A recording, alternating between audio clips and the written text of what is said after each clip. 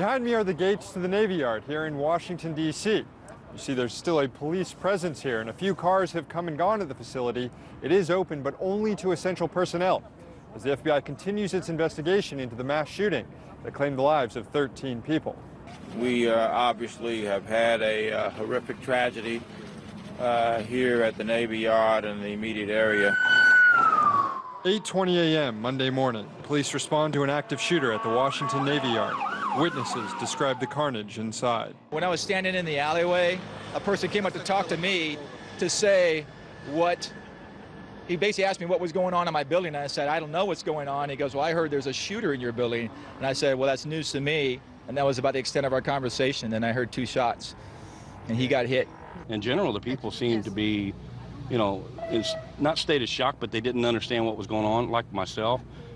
But it wasn't like, the chaotic war of the world kind of thing, It was just the general shock, what to do next. Well, I lived 9/11, so I knew this is bad. I thought immediately 9/11. I knew it was going to be bad.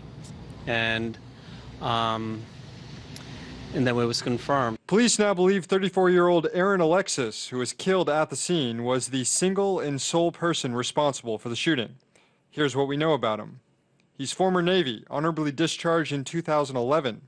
Law enforcement officials say he had been receiving mental health treatment from the Veterans Administration since August, reportedly suffering from paranoia and hearing voices in his head. He had previous run-ins with the law stemming from gun incidents, though he was never charged. He had legitimate access to the Navy Yard, including a valid key card. Police say Alexis had recently begun work at the Navy Yard for a subcontracting company named The Experts.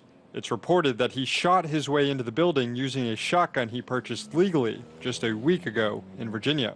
Once there, he allegedly went to the 4th floor and shot down into the atrium below.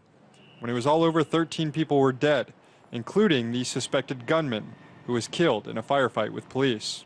A vigil was held last night for the victims, whose ages range from 46 to 73 years old. All were civilians or contractors. No active duty military personnel were killed.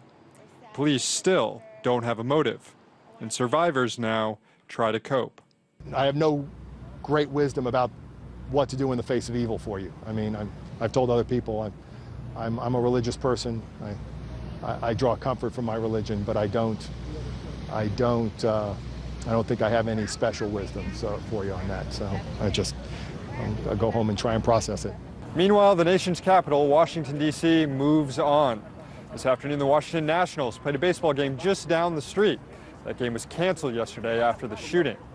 But questions will continue to persist about how and why something like this happened. Do too many Americans have security clearance that shouldn't? Is it too easy for the mentally ill to buy guns?